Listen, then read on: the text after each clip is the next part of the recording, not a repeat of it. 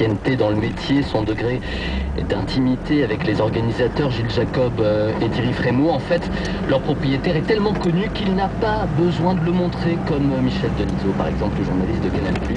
Le badge invisible, c'est le badge ultime. Alors, badge blanc, badge invisible, et puis il y a aussi le badge rose, ça c'est le badge pour les journalistes. Avec deux classes différentes quand même dans ce badge, oui, Laurence. Là, c'est seconde classe. Exactement, il y a l'accrédite avec une petite pastille jaune dans un coin et les remises aux journalistes habitués qui couvrent généralement le festival pendant toute la quinzaine. C'est, figurez-vous, celle de Bilal Marnid, notre collègue et ami, l'envoyé spécial chaque année de Média à Cannes.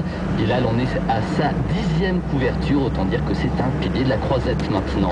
Donc le badge rose plus la pastille jaune, ça le fait vraiment. Absolument, avec ça on entre rapidement dans les salles de projo sous les regards courroucés de ceux qui poireautent depuis une heure. Après seulement entre les roses sans pastille, un peu moins considérés, et pour les petits malins qui auraient l'idée de se coller eux-mêmes un petit rond jaune sur leur badge, c'est la honte assurée en public car cette pastille, c'est le code barre de la carte qui est bipé par les vigiles à l'entrée des projets de quoi donc vous faire griller direct. Et puis il y a aussi le badge bleu pour la middle class, on va dire, des festivaliers. Oui, c'est bien, mais c'est pas top en dessous du rose, mais au-dessus du orange, son porteur ne sait plus trop s'il doit frimer avec ou le cacher dans sa poche de chemise. Et puis enfin pour les piou-piou, le badge jaune, ça c'est pour les poussins. Ouais, le petit dernier, celui qu'on regarde avec tendresse parce qu'il marque souvent le premier festival sans propriétaire, on ne peut pas faire grand-chose avec, puisqu'il faudra attendre que toutes les couleurs précédentes soient entrées avant de pouvoir squatter un strapontin. Et encore, s'il en reste, ce petit badge jaune, c'était celui de Bilal au départ, comme tout le monde.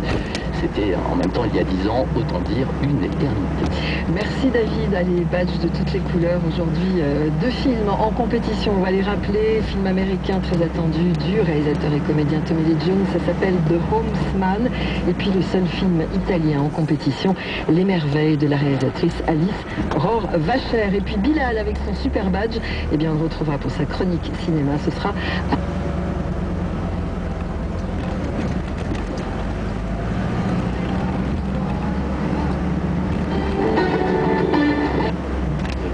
فلسطينيون.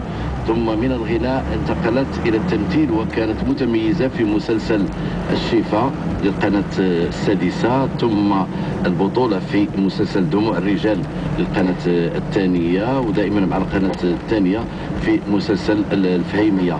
فنانة تتميز بأدائها الجيد للطرب، الغناء العربي جميل، ورغم ذلك تقترب أكثر من الجمهور. طبعت مسيرتها الفنية بالألبومات جديدة فيها لمسة شبابية قريبة من كل الشباب. تألقت في مهرجان موازين السنة الماضية ومهرجان وليلي. الفنانة المتميزة اللي حضر معنا مباشرة الفنانة بشرى خالد. بشرى صباح الخير. صباح النور أستاذي العزيز. كي دايرة مع الصحة لاباس عليك؟ العائلة كلشي مزيان؟ الحمد لله. كي داير الدكتور؟ كي داير الدكتور لاباس عليه بعدا؟ لاباس عليه باقي ناس. باقي ناس، ولكن هو دائما متابع الأنشطة ديالك، ديما معك الدكتور. لا غادي نضرب فيك خصك تلبس السماعة على سد عليا لا شومبر خليته هو خصك تلبس. هو التخصص ديالو واش في الفارماسي ولا فارماسيا ولا؟ لا هو شيرجيان دونتيست، أخصائي جراحة الأسنان. أنا عاد كنقول أنا علاش لقيت مزيانين. لا كنقول انا مرسلاه لك مزيانين وقادين عاد عرفت انا عاد السير. لا لا ما درنيهم. يقول لي اسنانك حيت راجلك طويل ديال السنان. ودابا انا دائما كنتسائل، ما كنقول انا بغيت نسولك اليوم دابا عاد عرفت الجواب الحقيقي. انت عاد جيتي من ليبيا بشرى. نعم. شنو كانت سهرات شنو كان؟ الحمد لله كان مهرجان يعني ديال الجمعيات، ائتلاف الجمعيات الليبيه للتراث والفنون، وكان تعاون من المجلس البلدي بمدينه الكفره باش نمشي نحيي الحفل ديال المهرجان تما. والحمد لله يعني لبيت الدعوه بحكم الصداقه والعلاقات يعني بيننا وبين الاخوان الليبيين، والحمد لله سيتي تري بيان باسي، كان استقبال جد رائع مني نزلت المطار بنغازي لاخر لحظه، يعني من بنغازي مشينا. يعني كان الوضع مزيان، يعني الجمهور حاضر ويتابع. وتفاجأت انه كان يعني عندي جمهور الحمد لله تمت في ليبيا وعاشقين الاغنيه المغربيه في ليبيا. بزاف كيقولوا الاغنيه المروكيه هما يعني كيحمقوا الاغنيه المغربيه بجميع انواعها، يعني شعبيه ولا العصريه ولا ما شاء الله. سيتي تري بيان باسي، اللهم لك الحمد. الحمد يعني انا بالي من الصوت ديالك بانك فقتي